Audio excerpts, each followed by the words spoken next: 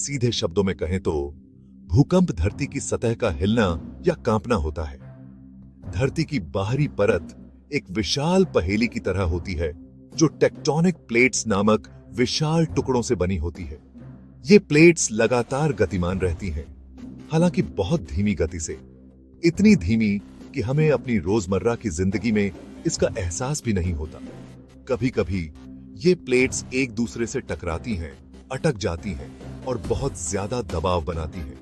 जब यह दबाव बहुत ज्यादा बढ़ जाता है तो प्लेट्स अचानक खिसक जाती हैं या टूट जाती हैं, जिससे भारी मात्रा में ऊर्जा निकलती है जो भूकंपीय तरंगों के रूप में पृथ्वी से होकर गुजरती है। भूकंप के दौरान हम इन्हीं तरंगों को कंपन या झटकों के रूप में महसूस करते हैं। भूकंपों की अवधारणा को सही मायने में समझने के लिए हमें प्लेट टेक्टोनिक्स की दिलचस्प दुनिया में थोड़ा गहराई से जाना होगा। पृथ्वी की सबसे बाहरी परत लिथोस्फीयर इन विशाल टेक्टोनिक प्लेटों में विभाजित है। ये प्लेट्स स्थिर नहीं हैं, ये निरंतर गतिमान रहती हैं, हालांकि बहुत धीमी गति से।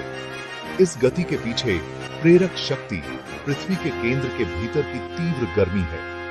यह ऊष्मा मेंटल में संवहन धाराएं उत्पन्न करती है जो लिथोस्फीयर के नीचे की परत है। उबलते पानी के एक बर्तन की कल्पना करें। नीचे से आने वाली गर्मी पानी को ऊपर उठने और घूमने का कारण बनती है।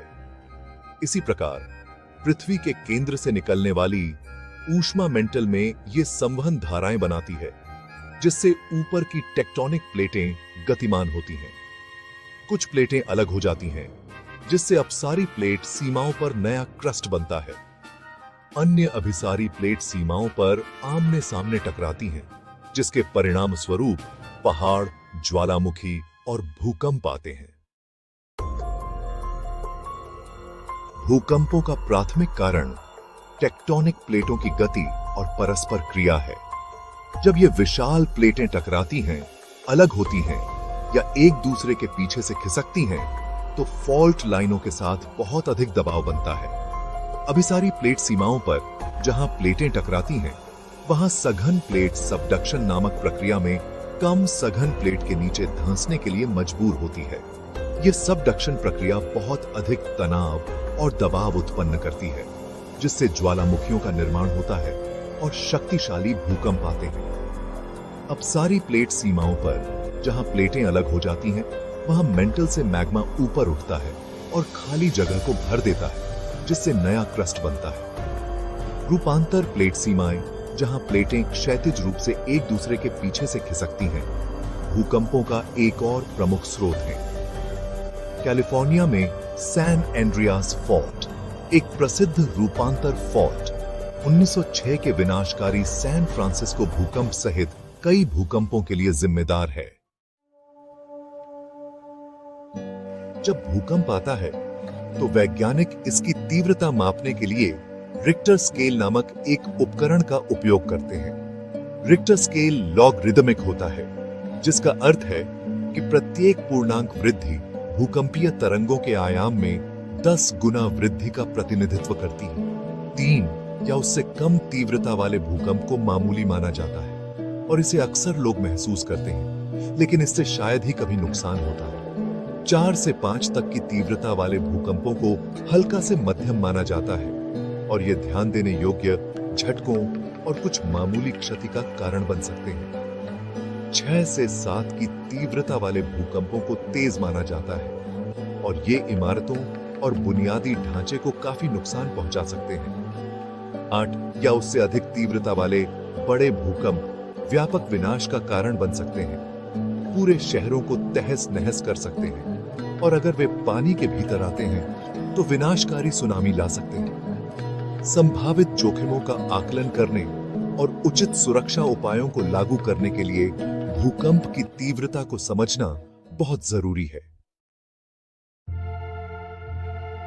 भूकंपों का प्रभाव व्यापक और विनाशकारी हो सकता है, जो न केवल मानव जीवन बल्कि पर्यावरण और बुनियादी ढांचे को भी प्रभावित करता है। भूकंप का प्राथमिक प्रभाव जमीन का हिलना है, जिसके कारण इमारतें, पुल और अन्य संरचनाएं गिर सकती हैं। भूकंप भूस्खलन सुनामी और द्रवीकरण जैसे माध्यमिक खतरों को भी ट्रिगर कर सकते हैं। भूस्खलन तब होता है जब भूकंप ढलानों को अस्त डिस्टेबलाइज करते हैं, जिससे चट्टानें, मिट्टी और मलबा तेजी से नीचे की ओर बहने लगते हैं। सुनामी पानी के भीतर आने वाले भूकंपों से उत्पन्न विशाल लहरें हैं और ये पूरे महासागरों में यात्रा कर सकती हैं, जिससे समुद्र तटों पर व्यापक विनाश होता है।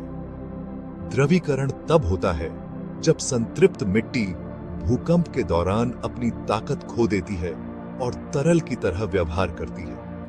भूकंपों का मानवीय नुकसान बहुत ज्यादा हो सकता है, जिसके परिणाम स्वरूप जान माल का नुकसान होता है और लोग बेघर हो जाते हैं। चोट या जान माल के जोखिम को कम करने के लिए भूकंप के दौरान सुरक्षित रहने का तरीका जानना बहुत जरूरी है। अगर आप खुद को भूकंप में पाते हैं तो सुरक्षा के इन सुझावों को याद रखें। नीचे झुकें, कवर लें और पकड़े रहें। अगर आप घर के अंदर हैं तो जमीन पर लेट जाएं, किसी मजबूत डेस्क या टेबल के नीचे कवर लें और तब तक पकड़े रहें जब तक कि झटके बंद न हो जाएं। खिड़कियों, शीशों और भारी वस्तुओं से दूर रहें जो गिर सकती हैं और चोट का कारण बन सकती हैं। शांत रहें और खुली जगह तलाशें। अगर आप बाहर हैं तो इमारतों, पेड़ों, स्ट्रीट लाइट और बिजली की लाइनों से दूर जाएं। एक खुला क्षेत्र खोजने की कोशिश करें जहां आपके ऊपर मलबा गिरने की संभावना कम हो। अगर आप वाहन में हैं तो वहीं रहें। अगर आप गाड़ी चला रहे हैं तो सड़क के किनारे गाड़ी खड़ी करें और रुक जाएं। पुलों, ओवरपास या बिजली की लाइनों के नीचे रुकने से बचें। जब तक झटके बंद न हो जाएं, तब तक अपने वाहन के अंदर ही रहें। आफ्टर शॉक के लिए तैयार रहें। एक बार भूकंप आने के बाद शांत रहना और निम्नलिखित कदम उठाना महत्वपूर्ण है। चोटों की जांच करें। अपने और अपने आसपास के लोगों को किसी भी चोट के लिए देखें। अगर कोई गंभीर रूप से घायल है तो तुरंत चिकित्सा सहायता लें। खतरों की जांच करें। संभावित खतरों से अवगत रहें, जैसे कि आफ्टर शॉक, गैस रिसाव, गिरी हुई बिजली की लाइनें और अस्थिर संरचनाएं। जरूरत पड़ने पर निकालें। अगर आपकी इमारत डैमेज्ड हो गई है या अगर आपको निकालने का निर्देश दिया जाता है तो शांति और सुरक्षित तरीके से ऐसा करें। स्थानीय अधिकारियों के निर्देशों का पालन करें। सूचित रहें। आपातकालीन अधिकारियों से अपडेट और निर्देशों के लिए रेडियो या टेलीविजन सुनें। संसाधनों का संरक्षण करें। तकनीक में प्रगति ने पूर्व चेतावनी प्रणालियों का विकास किया है, जो किसी विशेष स्थान पर भूकंप के झटकों के पहुंचने से पहले बहुमूल्य सेकंड या मिनटों की अग्रिम सूचना प्रदान कर सकती हैं।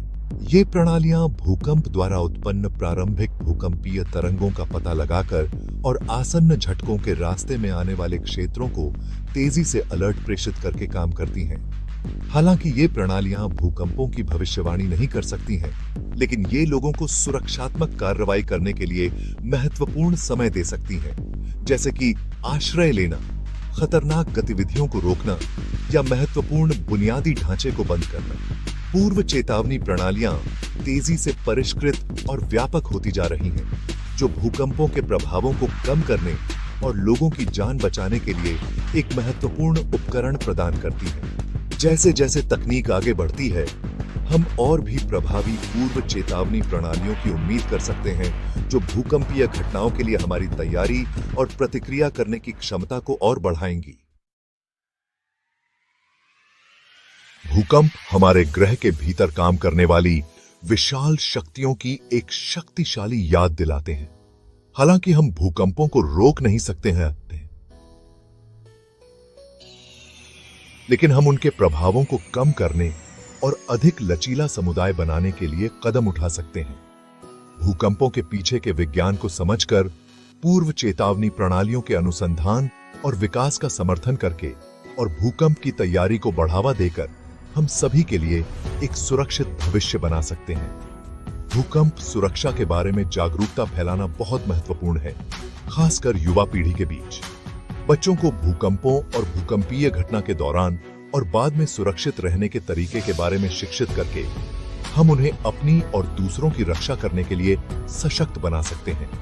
सूचित, तैयार और लचीला रहकर भूकंपों द्वारा पेश की जाने वाली चुनौतियों का सामना कर सकते हैं और एक सुरक्षित और अधिक सुरक्षित भविष्य की दिशा